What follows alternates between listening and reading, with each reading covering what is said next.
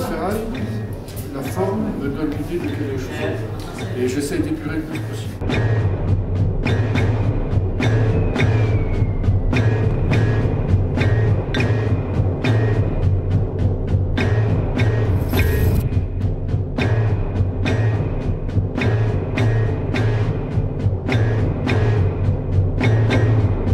Jean-Marie Brunière à la galerie In3 Arts avec des œuvres à la fois spectaculaires et pas faciles à transporter. Qu'est-ce que vous faites précisément? Mon objectif, c'est de récupérer de la ferraille et de la transformer pour en faire quelque chose que j'espère fin et élégant, ce qui n'est pas toujours facile. Il y a certains métaux qui ont une mémoire de forme. Et je fonctionne un petit peu comme ça, c'est-à-dire que dans ma tête, j'ai des idées de forme.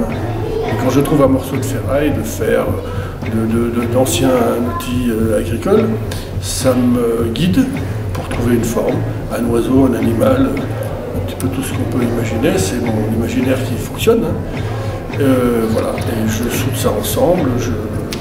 J'essaye toujours d'éviter de charger les pièces, pour que ça évoque une forme plutôt que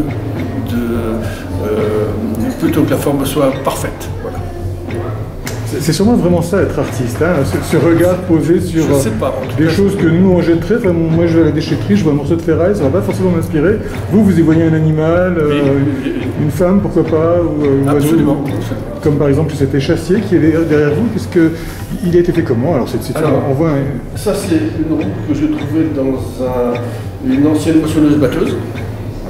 Ça c'est un morceau d'outils agricoles, c'est des agrafes pour ramasser le foin. Ça c'est une poêle de herse. Ça c'est deux morceaux de ferraille, voilà c'est ça.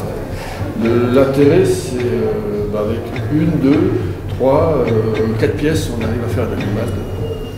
Et des œuvres de 25 kg bas mot. Pourquoi faire simple quand on peut faire compliqué? Quelle idée alors de voir. Voilà, si je trouvais la même chose en papier, je ferais, mais je sais faire ça. Alors vous ne faites pas que ça, je vous entendais tout à l'heure discuter avec des visiteurs, oui. Vous travaillez d'autres matières également? Alors, dans mon travail professionnel, je travaille dans un centre de post-cure pour les addictions à Metz-de-Roy. Et je travaille avec des patients sur aussi du béton cellulaire par exemple.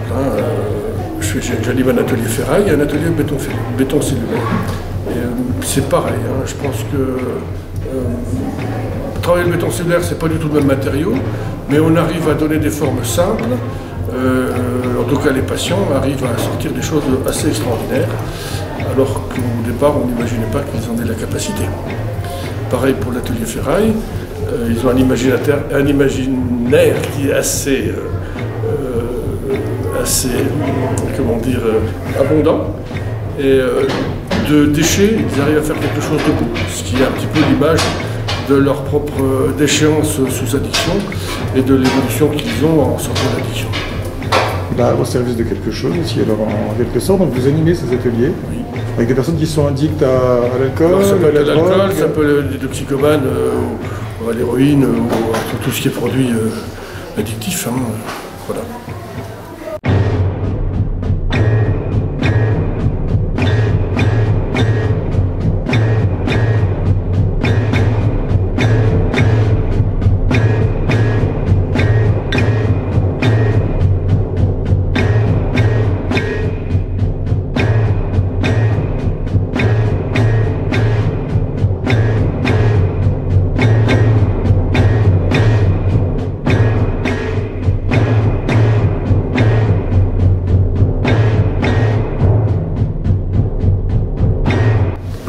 Je suis assez productif, donc pendant longtemps j'ai essayé de vendre ça sur les marchés aux puces, un petit peu à gauche, à droite.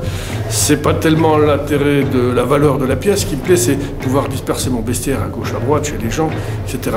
Et j'ai trouvé ici, à la galerie In3 Arts, Sarah qui m'a accueilli bras ouverts et qui permet, ma foi, ce que j'avais jamais imaginé, d'avoir des oiseaux sur la place d'Armes. Parce que vous exposez ici quasiment...